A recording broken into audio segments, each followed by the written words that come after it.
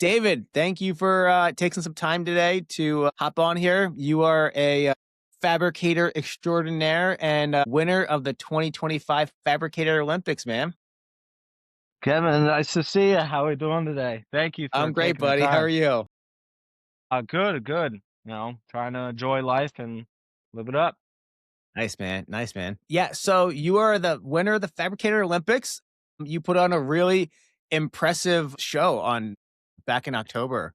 Yes, And thank you. I'm like, you know what? Like this guy's got something. We've talked personally on the side of, your how you do a lot of equipment repair and mobile work and stuff like that. So let's get started with like, how'd you get into this? Like tell me about like how you got started, how your business started, family. Tell me about, all that stuff, where you're at right now. Yeah, so my old man, he's worked for the same company since he was 18, and when I was growing up, I seen him. My grandpa worked there, my uncle worked there. It was a big. This family worked for this company. They were millwrights, and it was awesome. Growing up, I wanted to be a millwright, I wanted to weld, and, super funny story that I love telling people, my dad always rolls his eyes about.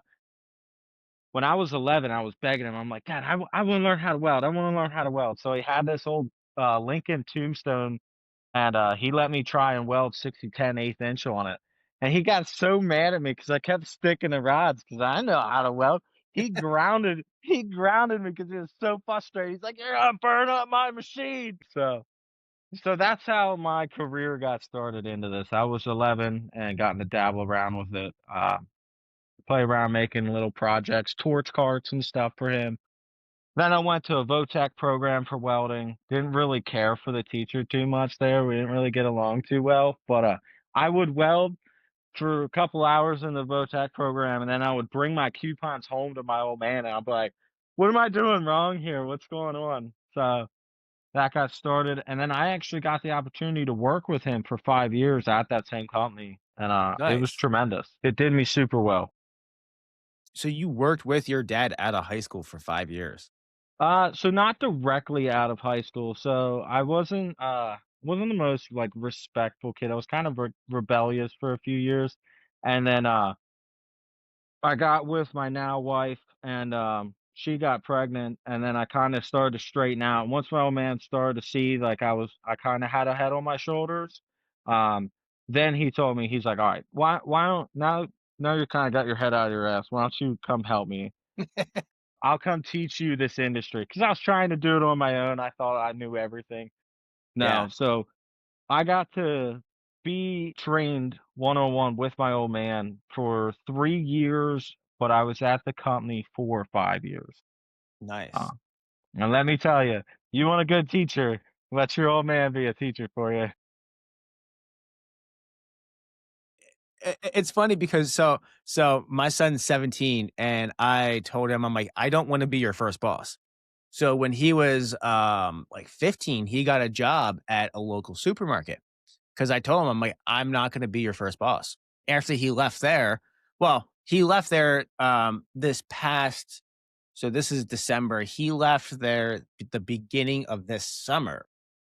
Because I said, I'm like, How will you come work for me for the summertime?" He's like, "I thought you didn't want me to work for you." I'm like, "I didn't want to be your first boss because there's something that there's just something you can't learn from a parent on a job, and you just have to be taught by somebody else." And I still don't want to be I still don't want him to work for me yet. He needs to go experience have welding experience at other places.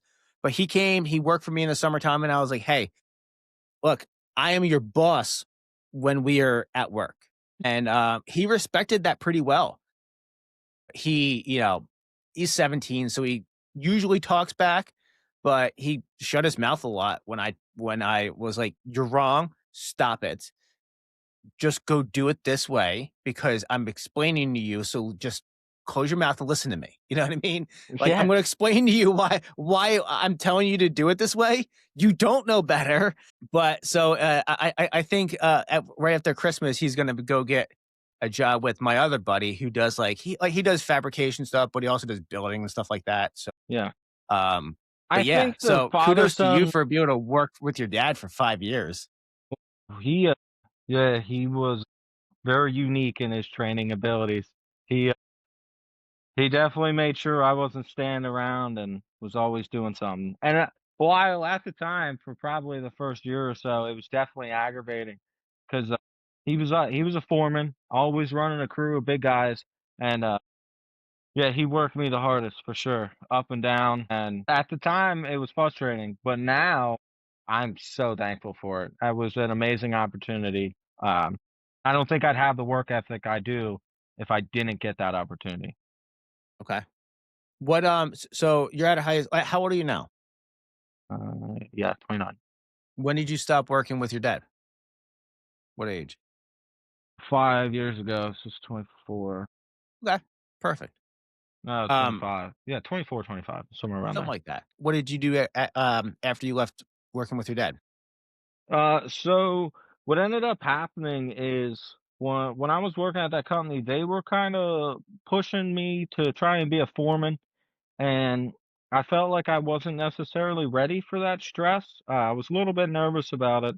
Um, at that time, my grandpa had just recently passed away, the guy that had worked at that company, um, and I had kinda seen the trajectory of what was gonna happen, like, they had, like, a 10-year plan for me. They wanted me to be a foreman, then they wanted me to step into a project manager role, and, I just kept thinking, "Man, if I'm gonna work this hard and I'm gonna give my life up, I just kinda want it to be for myself, and for my family." So the transition out of the company that I thought I was gonna work for my whole life came from when I realized how much stress it was gonna be, and I decided if I'm gonna live a life with that much stress, I want it to be meaningful other than just a paycheck.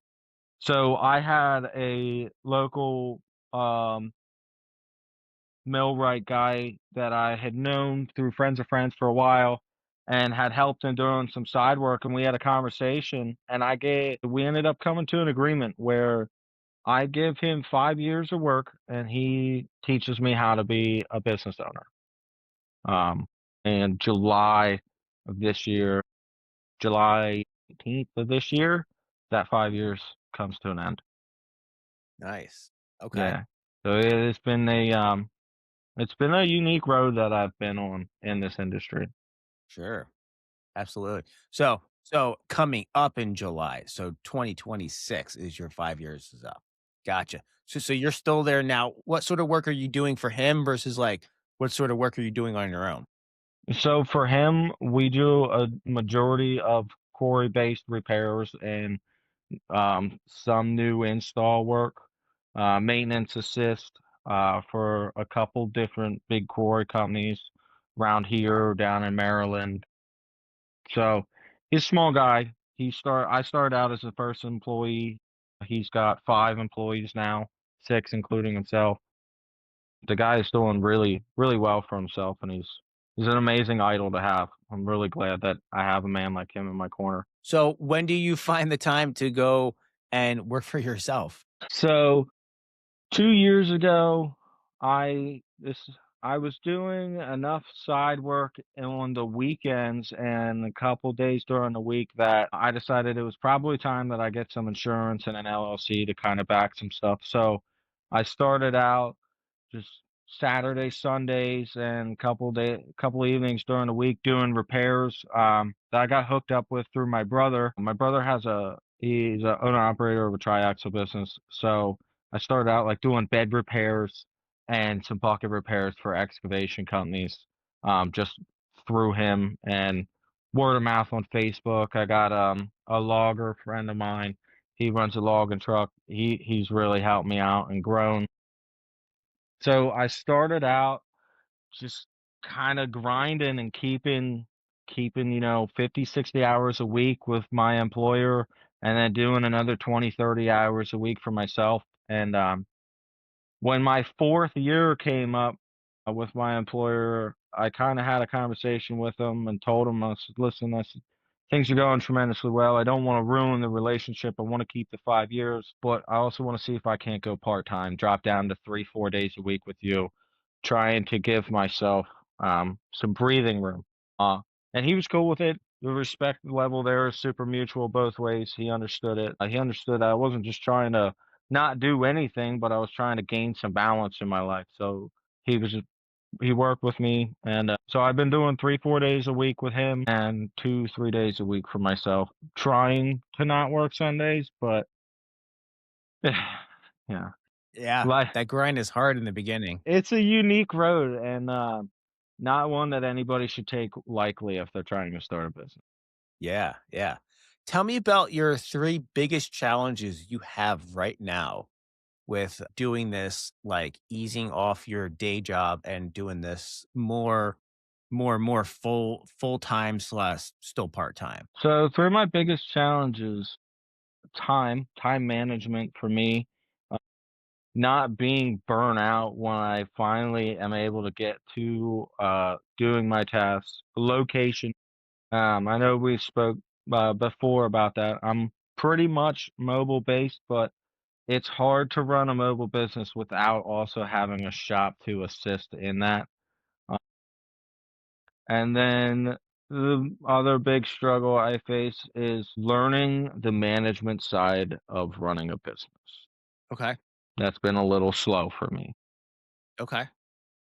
What do you think you struggle with the most with that management part? Actually forcing myself to sit down and stare at a computer and do the work without being sidetracked into what I should be doing to make the money. Yeah, yeah, it's so easy to just get distracted when you wanna get distracted because 'cause you're sitting in front of a computer, you know? Yeah, yeah, yeah. So that's another subject that I do wanna touch on is the distractions of social media. So, Mm, how important is it for somebody starting a business to spend time on social media versus making the content and dialing in managing the business? Because if you're on social media a lot, people always say, like, "You need to make content. You need to be pushing content out." And, like, I'll find myself, I'll go to make content, and then I'm scrolling more content than I'm trying to make. mhm. So, Yep.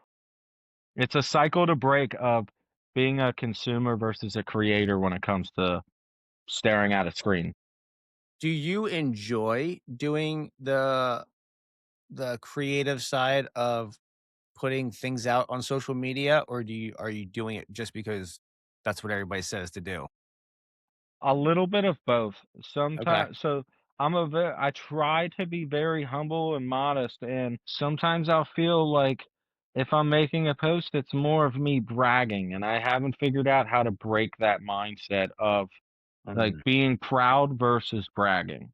'Cause I just don't wanna come off as seem like an arrogant business owner. My whole thing is I'm trying to be respectful and humble and earn my way through it. yeah, absolutely. Well, like, I love designing and getting to sit on a draft site and making these custom parts and getting them sent out and cut, and, getting to sit down with my wife and create invoices is an awesome bonding experience for us. So, there's some unique stuff to it, but content creation is a challenging hurdle for me. Mm, yeah.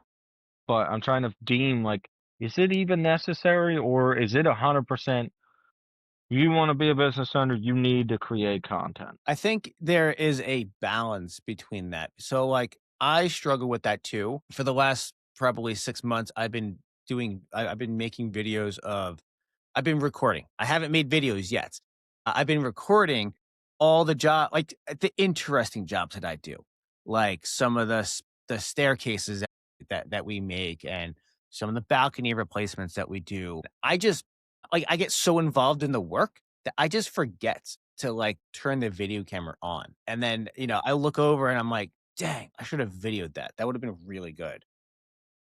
Yeah, yeah. Like, Well, because I really enjoy the editing part. Like, I can't edit on my phone. I have to be in front of my computer. I bought a computer specifically for video editing just because it takes so much to do, and I've got 2 screens, and it's been like, like, when I'm set up well, I enjoy making the content. But, I found that a lot of my business doesn't come from that making the content. It comes from just to being a great business owner and just nurturing the context I already have and being their go-to person or their go-to company when they have problems. So something else that I struggle with is um, I do a lot of repair-based business. So when I show up to a job site, that customer needs me to get that done so they can get that equipment out. And I might be showing up 7, 8 o'clock at night to a 4 or 5 hour job. And how do I justify to the customer, hey, let me take a half hour here. Let me get, cameras set up and content set up and then start doing the job. I have, some, I don't know, I just feel a little strange about doing that, and I haven't done that yet. But I feel like if you want to be a content creator, you need to. Yeah, absolutely. I think that's a whole job in itself. Yes. I think content creation takes a lot more time than some people make it seem like. Just make a video, 5 minutes, upload it, edit it, and you're done. I don't think that's the case for welding content. Yeah. Maybe it is, but I haven't figured out how to do that. Yeah. Wow. And some of the stuff too, like some of my repairs, they're just down and dirty, get that customer going. And Yeah. I feel, a little hesitant to even showcase that work, Say you're TIG welding in an aluminum bed that's covered in asphalt. You could try and prep and clean that up as much as you want, but you ain't laying dimes in that. No, no. And people and, to be quite honest, I appreciate it when people show repairs that don't look, stack of dime like, doing an outside corner joint on aluminum, yeah, like, it's not that hard to stack dimes. But, like, d just like you said, I'd rather see an okay weld and the process of how you went about cleaning that weld out, all the asphalt out of that bed. I personally, me, I'm more interested in that than I am seeing pictures or even a video of somebody welding like an aluminum fuel tank or something like that. Like, Yeah, bro, that's your stuff super intriguing. is laser cut. Like you wiping it down with acetone and you got your gloves are still clean. We are not in the same world. We're both welding, but we are not in the same realm. Yeah, so I run a Miller Bobcat 250, and it's not capable of running a spool gun off of it. But I do keep a TIG welder on the truck, and I also keep aluminum stick rods on my truck too. And a few weeks back, I was at a customer's location. I was working on a trailer, and he said he had aluminum bed that he needed a patch put in. It was a super windy day, and it was just an overlay bed patch, just to help protect it. I stick welded it. I Like, did, yeah, and I made it work. It wasn't super pretty, but it served its purpose really well, and the customer was happy. sometimes that's what repair is. I think there's a time and a place to, you know, make sure you get all the nitty-gritty details fine-tuned, and there's also a place for just get this done, make it Mhm. work. I just find that'll happen in the repair world a lot, where the customer's not really looking to have this show quality piece. They're Mhm. function, get it working. I need to make money. Yep. Absolutely. So you said that the guy you're working with is teaching you the business side of this. What kind of like what do you think are some of the biggest things that you've learned from him while you've been with him for the last 4 years? People management and delegating tasks and time management while on the job site. So that Okay. was something I was super scared of working at my previous company, and why I chose not to be a foreman, because I felt like I could do the task really well, but learning how to manage people and learning how to think the next step through while you're doing the current step is huge. And also learning how to talk to customers. That's been huge for me as well. Because so you can't I have found, at least, you can't necessarily talk to customers the same way you talk to your coworker. Like, not in any sense that you gotta lie to them or anything of that sort. It's a different conversation. Sure. Absolutely. you know? Customers The dynamic of that is very different. Yeah, and it's unique, and, I grew up in a millwright family, and all my work has been in a background, so cussing, swearing, making fun of people, that that's every day, Yeah. but you can't pick on a customer the same way you pick on a coworker, that's not how it works. You'll lose that customer pretty quick. You tell me that you can't bust their balls about breaking their machine? Some customers, Some yes, you customers can. you can, yeah. Yeah, yeah, and it's really awesome to work with some of those customers, but some customers, you can just tell, you Yeah, better not say nothing like that. But, coworker lays down a bad beat, yeah, you're gonna let them know, and not in a yeah, nice way. yeah. Be calling HR on you soon. Uh, So with you still working full time, and doing this part time, how do you get like, what have you done to find the customers that you have? so that's something that I've actually been super proud of. I still have yet to do any sort of outreach trying to find customers. The closest thing I've done to that is making some occasional content on my personal Facebook page.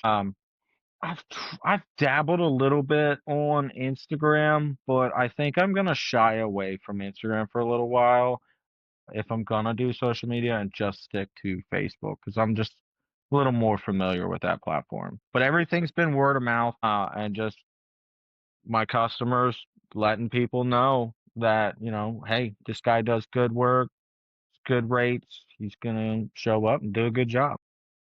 Nice. So word of mouth has been huge for me. Okay. That's awesome. Um, what did you do to get your first initial few customers? My first initial few customers was family and some friends of mine.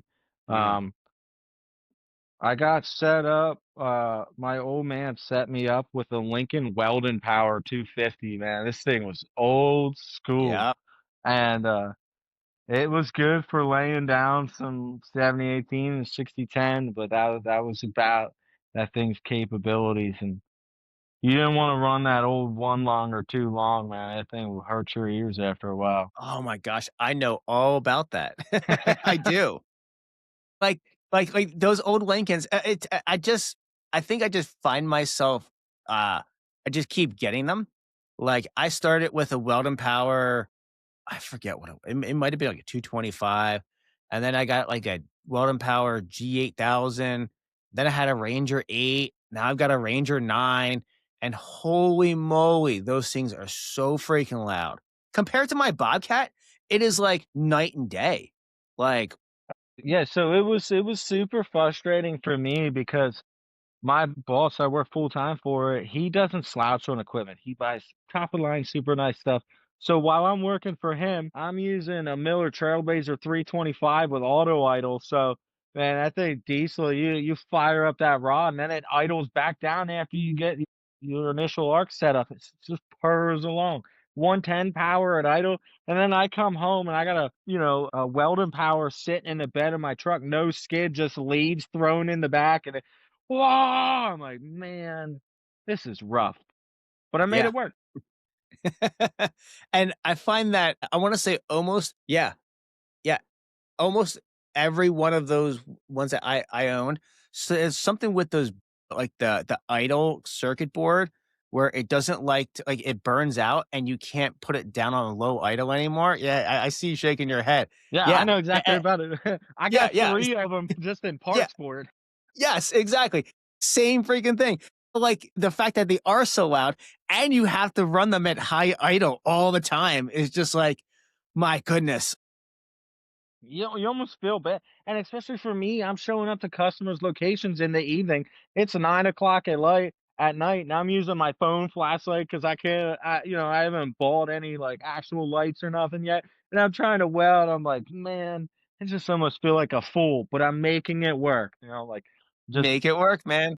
I have definitely earned my way to where I've got to now. That's for Yeah. sure. You Yeah. gotta put some lights on that big old service truck you got now.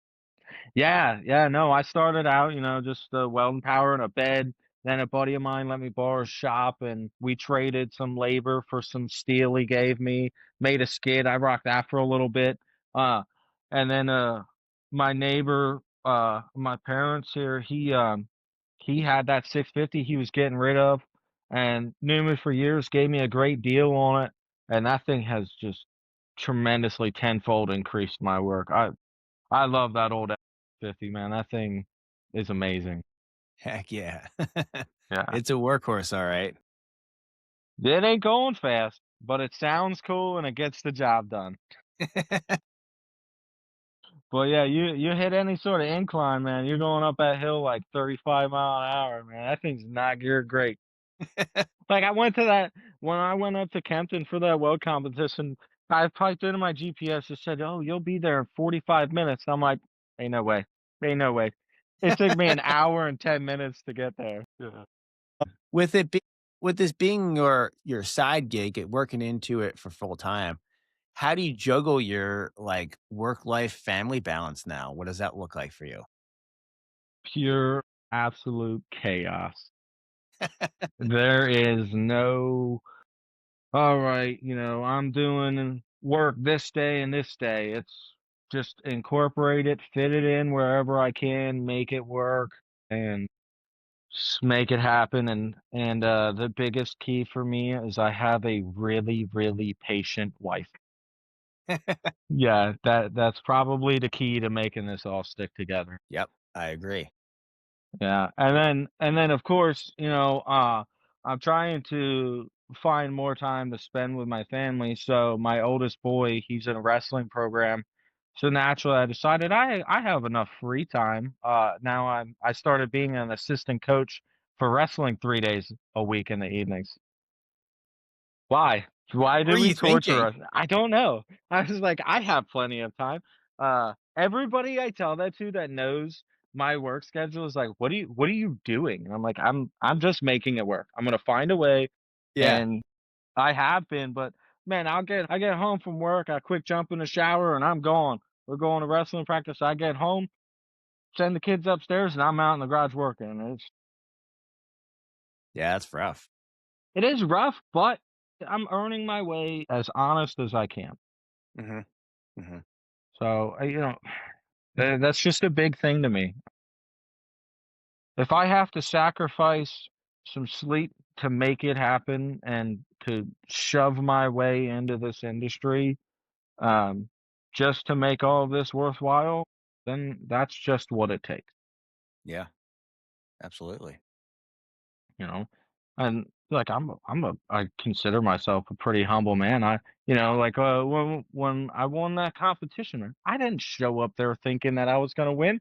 I'm like, "Oh, I'll probably get, 25th, 30th place, like, there's guys way better than me," and I just got lucky, I feel. That's how I feel about that. And a lot of my family and friends were super mad at me when they found out that I went to this. They're like, "You didn't tell me anything about it." I'm like, "Yeah, it's because I didn't expect to win." I showed up there thinking like I was just gonna, you know, not make it too far, so I didn't wanna tell Yeah, people, and then they're like, "How come you didn't," like, you know how it is in the millwright industry. You tell people you're gonna go do this, they're gonna make fun of you if you lose that thing, you're never gonna uh-huh, hear the end uh-huh. of it. Yeah, exactly.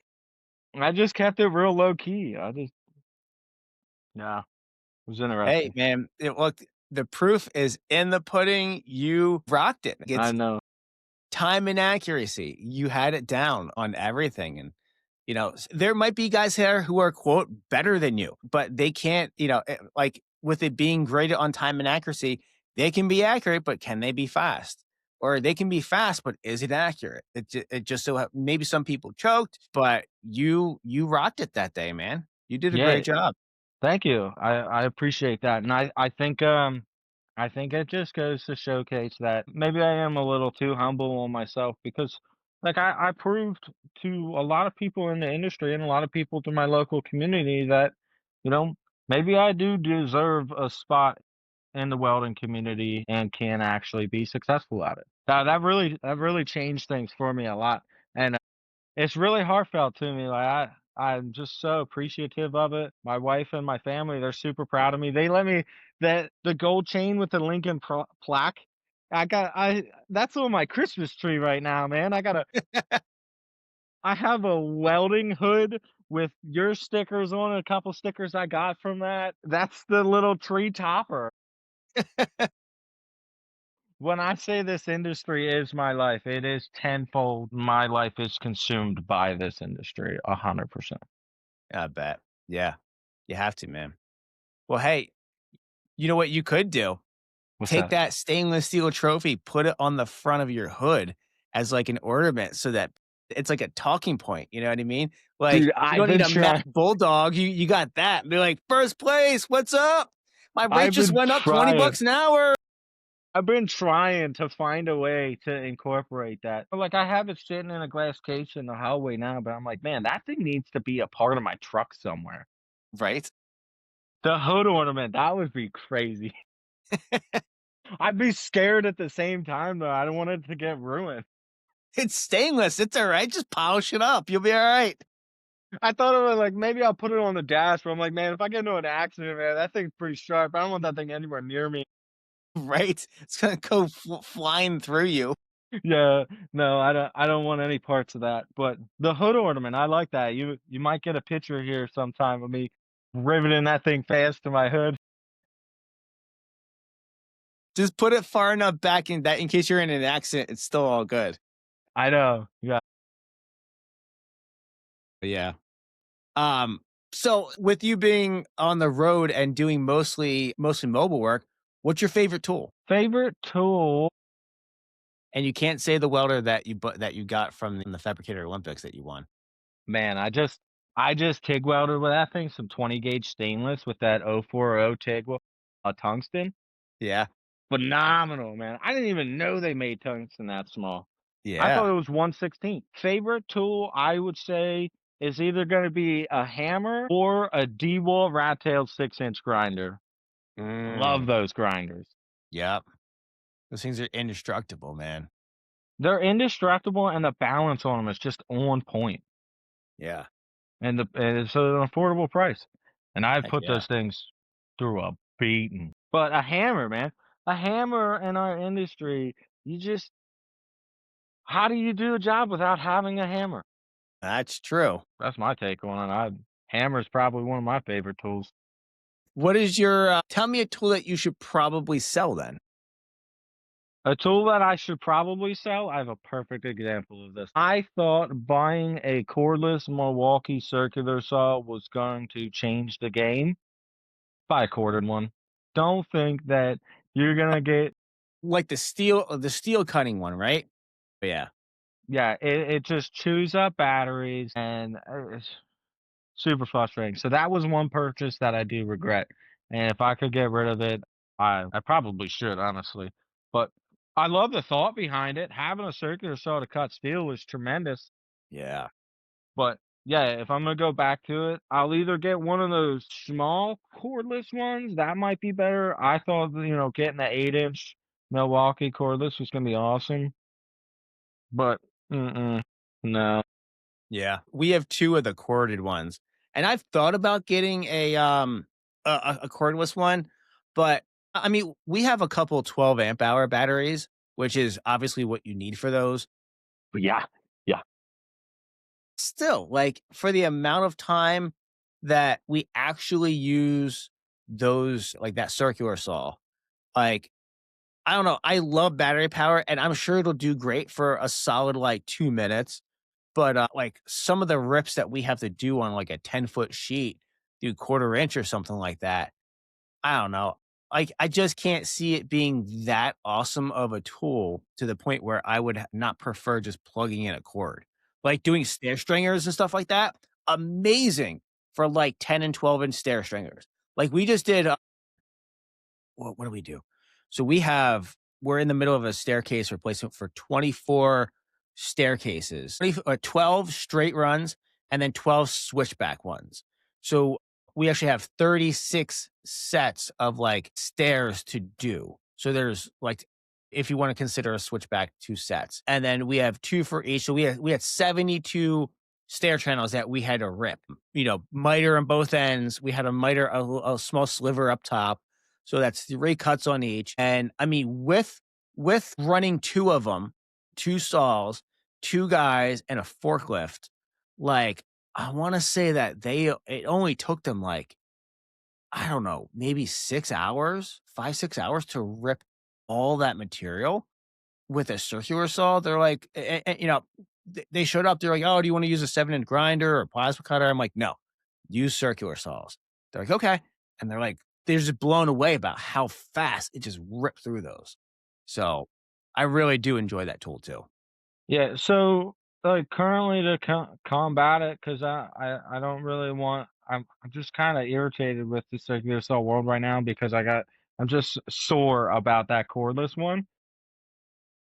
I keep, a prime weld plasma cutter on my truck. It's a cheaper quality tool that can get beat up out on a job site. I have a nice little Ingersoll 30-gallon air compressor on the truck, so I just use plasma cutter and a nice fence, and it works well for me. Nice, Yeah. nice. Having a plasma cutter on the truck versus torch flame cutting something, just that alone is a night and day difference. Yeah, yeah. Yeah. I remember when we put our Hypertherm 45 on the truck, and it was like I put it on for the gouging part of it. We do like every 6 or 8 weeks, we go to different auto auction places where they have like the big wheel loaders that have the 20-foot forks on them, and then they have wear plates. And we started doing them with a torch. And I quoted it, and I said, "This is gonna be what it's gonna be," and did it with a torch, and we were hitting time with a torch. But as soon as I got that plasma gouging out, bro, game changer.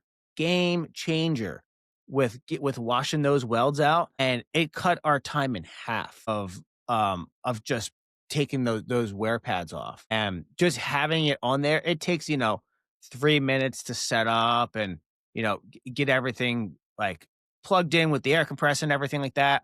But to have that on site, to be able to do that was just like it was awesome, man. It was Yeah. awesome. Yeah, no, I, appreciate having the torch on for when it's necessary, but, I was on a job site the other week, and I had to cut some 3/16 AR 400, and I couldn't justify flame cutting it, so I set up that plasma cutter, and it was amazing. Yeah. It it took me longer to set everything up than it did to cut it, Right? and I knew, like, if I would've tried to flame cut that thing, I would've spent so much time trying to grind everything down. It just wasn't I couldn't justify it. And Yeah. I wasn't trying to razor wheel AR 400, not as much as I had to do. Yeah. No way. So with you, not even doing this full time yet, what is your plan for, the growth after you start? Do you have an end goal in mind? Do you wanna do all mobile work? Do you wanna hire guys? Like, what is your plan for the future? So, my 2026 plan is to get my efficiency mobily down, get some of my billing squared away and more efficient, and I wanna stick to being mobile for now. One of the guys that I go to church with, he has a fab shop that he dabbles in millwright work, so there's conversation there about me sharing part of his shop space for when I need to do shop work.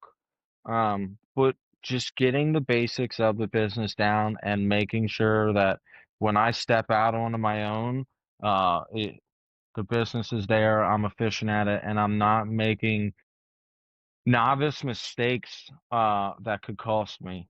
So, just being a successfully running business at this point full time, that's my goal. It's very basic, but I'm not trying to take massive steps, you know? Yeah.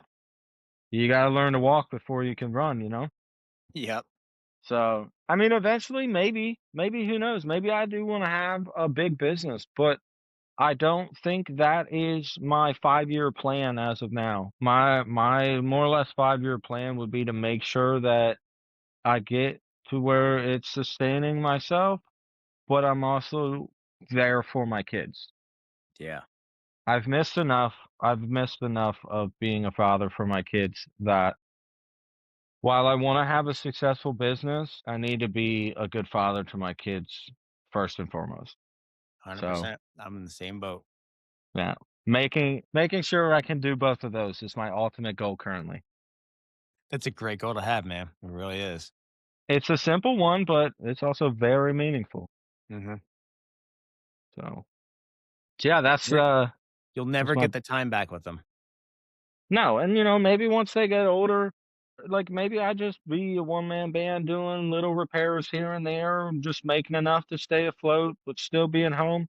Maybe I rock that lifestyle for a little bit, and then once they're a little older and don't wanna spend as much time with me, then maybe I start thinking about adding bigger, better equipment, making more money and employees, but I don't know if that lifestyle of business owner is for me currently. So, with everything that you're learning in starting your business, what is the worst piece of business advice you've gotten so far? Take massive loans out and figure out how to pay for it later. Yeah, Alright. I had a guy tell me, uh actually, this was a little recently, when I got the opportunity, to stop down at your shop and, talk with you that one evening. We were kinda discussing was a little frustrated with my service truck, and there was a potential for me to get a nice new service truck, and I had a guy tell me, he's like, "Just pull that $80,000 loan out, and you'll figure out how to make that payment.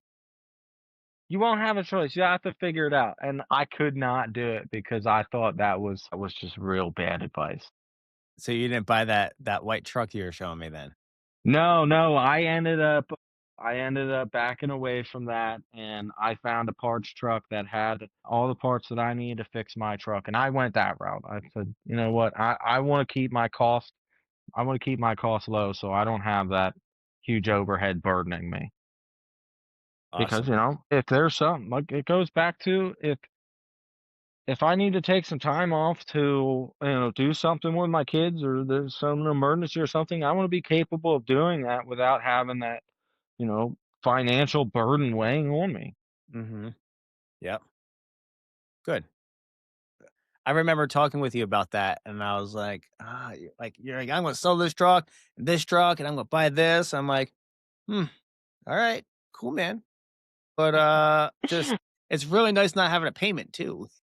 I could just tell when I told you that you weren't gonna sway me away from it, but like I'm pretty decent at reading people's body language, and you're just like, "Mm, maybe don't, but I'm not gonna tell you not to, but I probably want it," and it registered with me, I picked it up, you were super cool about it, but, like, it's easy to read people, Yeah. and No, I'm you very easy to read too. I yeah, can't hide anything.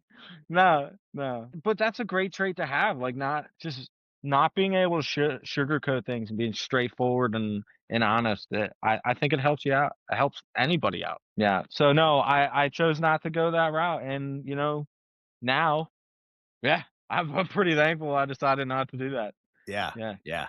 I mean, maybe when you go full time and that's what you're in all the time and you're running that 4 or 5 days a week, 100%. Like, if your other truck's not reliable, definitely go do that. But if you're Yeah, all if like, you don't want that, $1,000, $1,200, $1,500 a month payment on top of what you're doing, like, no, you just don't need that yet. no, so something that, like, my boss has been trying to instill in me, and he's been very successful at it, is you wanna make sure the business is self-sufficient, so you don't wanna get too many bills where you're having to pull from savings accounts, or for my instance, I'm having to pull from his paycheck to sustain my business. Mhm. A business in debt isn't really a successful business. Yep. Not like that. Not in this case. I mean, I think Yeah. there is a certain extent where debt is good for you, but when you're part-time like me, I don't think it's wise. And that's what ultimately led me to not doing that truck because I was like, "Man, in order for me to do that, my billable hours that I'd have to output was just not sustainable in my eyes." I'd have Yep. to almost work 50 hours a week in my business to justify it on top of working 50, 60 hours a week, even as part-time for my guy now. 50-hour part-time job. 100%. Me and my boss joke about that all the time. I'll hand him a time card, and he's like, "I thought you were part-time." I'm like, "Dude, yeah, yeah, doesn't always work out that way." Yeah. Some weeks are, but the wintertime, that's his busy season, and I know that, so yeah, I'm not harping on him. He can't give me as much time off as what I would like, but that's just what it takes. There's gotta be give and take in this industry, you know? What is one thing you wish you knew before you started out on your There's a lot of things that I wish I would've known. I wish I would've known how much money you were gonna have to spend before even the thought of being profitable existed. I guess I was just negligent to the cost of things. Things are you can be profitable in this business, but the tooling required to be efficient is just astronomical. Like, I started out with that welding power in a pickup truck bed, and I'm like, "Oh, man, like, this is awesome." And it's just taking me so much longer. I'm watching YouTube videos on just making sure I'm efficient on stuff, and this guy's like, "Oh, yeah, I got this, I got this, I got this." I'm like, "Well, I don't have the place or the funds to get a plasma table to just custom whip this up." So I'm using floodlights off my pickup truck bed, hand drilling holes and flame cutting plates out for gussets and stuff, and it's just yeah, so there's been a lot of learning curves, and it's a little hard for me to pinpoint, you know, what's something that I wish I would have known because I'll probably rant for a while about lessons learned. So that leads me into my final question of, even though you have a full-time job and you are looking to go full-time on your own next year, what is something that you would change even being this early in the game before you're out doing this full-time? Something that I would change, I probably wish I would have taken maybe like a business management course and learned the business side of things because I think a lot of people that work for other companies and bigger companies just have this kind of arrogant mindset that I can just go do this on my own. I'm really good at the job. And yeah, yeah, you are really good at the job. But to be a business owner, you can't just be good at the job. You have to be good at so many different other tasks that you don't even realize because you're just not paying attention to it. Um, Right. I'm pretty invested into it now where I feel like I have good enough traction that I'll be okay. But if I was to go back and start this journey again, I would have tried to focus more on learning how to be a business owner rather than just thinking I'll figure it out as I go. Yep. It's a whole nother skill in itself that a lot of guys don't have. Like, they're really good at the task of doing the welding and the figuring it out, but it's a whole nother almost job that you have to learn to efficiently run a business and learn how to start one in the proper way. Yeah, and the other thing is that was really hard for me to get over is you can be a humble person, but that doesn't mean that you have to cut yourself short when billing. You Mhm. gotta learn that there's just a certain cost to doing this, and you can't go help somebody out and charge them 50, 60 bucks. Those days are gone. That's not how things work. Yeah. So I cut myself short a lot in the beginning because I'm like, "Oh, you know, this only took me 3 hours and it only took me 10 pounds of welding rod, but, like, you're my buddy, so no big deal. Just give me 50 bucks." What? You know, Yep. and like, yeah, it took me 3 hours to do the job, but it took me an hour and a half to get ready, and it took me 2 hours to clean up, and Yeah. all that time needs to be billed and, you know, to a degree, there's some stuff you don't need a bill for, but it just that part of it was just such a painful learning curve when I realized how far I was selling myself short. Yep. It's funny, the only time, um, I'll ever do a job like that for, like, 50 bucks is when it's for a project manager of a larger company who we work with. Like, we do 50, 60, $150,000 with this company, and they're the project manager or they're the whatever. And they're like, hey man, I got something for my basement. Can you just like weld this up? And I'll do it for them just as like a customer retention thing. And I'll be like, Yeah. just give me 50 bucks. You know what I mean? Only time I'll ever do it is because they've written the approval for $150,000 on another job. Yeah, like that's just a basic thank you, like, yeah, no big Yeah. deal. I'm gonna make this up in the long run anyway. But, you know, when I was first starting out, I was like, "Oh, man," I didn't know nothing about pricing at all, and I was just like, "It's so hard. How could I charge somebody $200 for something?" I'm looking back on it now, and I'm like, "Man, what was I doing? I missed out on so much." And I get like that to a certain degree on some stuff now, but I've been really implementing price minimums and just trying to keep better track of hours and pricing and updated pricing on steel.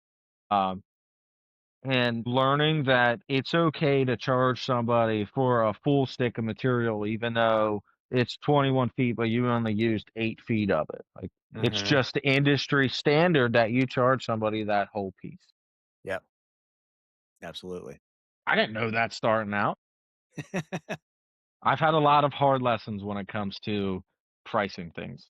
Yep, I think we all have. And unfortunately, I think that maybe it shouldn't be this way, but I think that's just kind of how welding business owners pave their way is they just learn it the hard way. Just feel like we're all really stubborn and think that we can just do this ourselves and don't need outside help. I finally gotten over that hurdle. So I have no problem asking people for help. Good, good, man. That's the way to be. Be a lifelong learner. Yeah. Yeah, don't think that you know everything because every time you think you know something, you might meet somebody, it's like, "Hey, you might have been doing this 30 years that way, but you ever think about doing it this way?" And it saves you, 3 hours. What was I doing? Yep. Yeah. Well, is there anything that I missed that I should have. No, I appreciate taking the time. I think we touched on a lot of awesome topics today, and, just thank you for taking the time and talking to a small guy.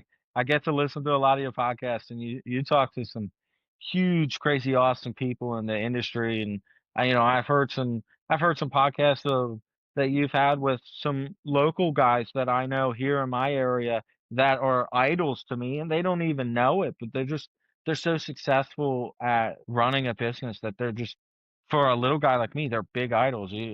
So yeah, just thank you for making a small guy a part of a big thing. I appreciate that. Course, man. I'm happy to have you. You're doing great work, man. Yeah, of course. And I'll see you next year at the Fabricator Olympics. Heck yeah. Are you coming back as a judge? Absolutely. Yes. Nice. Yeah, Yes. no. No, I want to reach out to you then and discuss some things about that, but you know, I want to be lifetime part of that. It's just that was such an incredible experience. So, yeah, I will be at all future events for sure. Awesome, man. I'll be happy to have you. Well, I'll see you on September 12th this year, 2026. Absolutely. We'll see you, All buddy. right, all right, buddy. Talk to you soon.